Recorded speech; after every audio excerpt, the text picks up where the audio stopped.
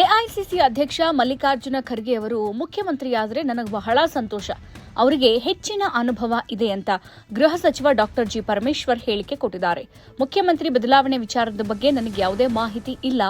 ನಾವೀಗ ಅದರ ಬಗ್ಗೆ ಮಾತನಾಡೋದು ಸಮಂಜಸವಲ್ಲ ಅಂತ ಬೆಂಗಳೂರಿನಲ್ಲಿ ಸುದ್ದಿಗಾರರೊಂದಿಗೆ ಮಾತನಾಡ್ತಾ ಹೇಳಿದರು.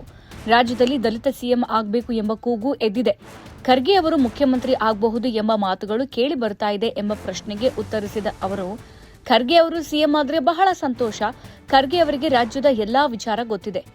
ಅವರು ಎಐಸಿಸಿ ಅಧ್ಯಕ್ಷರಾಗಿರೋದು ನಮ್ಮ ಸೌಭಾಗ್ಯ. ರಾಜ್ಯ ರಾಜಕಾರಣ ಗೊತ್ತಿದೆ, ಅನುಭವ ಎಲ್ಲವೂ ಇದೆ ಅಂತ ಹೇಳಿದರು. ಉಪಮುಖ್ಯಮಂತ್ರಿ ಡಿಕೆ ಶಿವಕುಮಾರ್ ಹಾಗೂ ಕೆಲ ಸಚಿವರು ದೆಹಲಿ ಯಾತ್ರೆ ನಡೆಸಿ ನಾಯಕತ್ವ ಬದಲಾವಣೆ ವಿಚಾರದ ಬಗ್ಗೆ ಖರ್ಗೆ ಅವರ ಜೊತೆ ಚರ್ಚಿಸಿರುವ ಬಗ್ಗೆ ಕೇಳಲಾದ ಪ್ರಶ್ನೆಗೆ ಪ್ರತಿಕ್ರಿಯಿಸಿದ ಅವರು, ಡಿಕೆ ಶಿವಕುಮಾರ್ ಅವರು ಕೇಂದ್ರ ರಕ್ಷಣಾ ಸಚಿವರನ್ನ ಭೇಟಿ ಮಾಡೋಕೆ ದೆಹಲಿಗೆ ಹೋಗಿದ್ರು.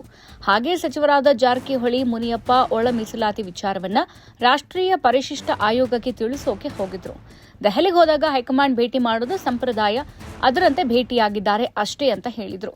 ಹುಬ್ಬಳ್ಳಿಯಲ್ಲಿ ಅಹಿಂದ ಸಮಾವೇಶ ನಡೆಸುವ ಬಗ್ಗೆ ಪ್ರತಿಕ್ರಿಯಿಸಿದ ಅವರು, ಅಹಿಂದ ಚಳವಳಿ ಆರಂಭವಾಗಿದೆ, ಆ ಸಮುದಾಯ ಹಿಂದೆ ಉಳಿದಿದೆ ಅಂತ. ಶಿಕ್ಷಣ, ಉದ್ಯೋಗ ಎಲ್ಲದರಲ್ಲೂ ಹಿಂದೆ ಉಳಿದಿದ್ದಾರಾ? ಎಲ್ಲ ಕಾರ್ಯಗತವಾಗಬೇಕಾದ್ರೆ ಸಮಾವೇಶ ಆಗಲೇಬೇಕು. ಅಹಿಂದದಲ್ಲಿ ದಲಿತರು ಇದ್ದಾರೆ ಅಂತ ಹೇಳಿದರು. ನಕಲಿ ಗಾಂಜಾ ಪ್ರಕರಣಕ್ಕೆ ಸಂಬಂಧಿಸಿದಂತೆ ವಿದ್ಯಾರ್ಥಿಯೊಬ್ಬರು ಆತ್ಮಹತ್ಯೆ ಪ್ರಕರಣದ ಬಗ್ಗೆ ಮಾಹಿತಿ ಇಲ್ಲ, ಮಾಹಿತಿ ಪಡೆದು ಮಾತನಾಡ್ತೀನಿ ಅಂತ ಹೇಳಿದರು.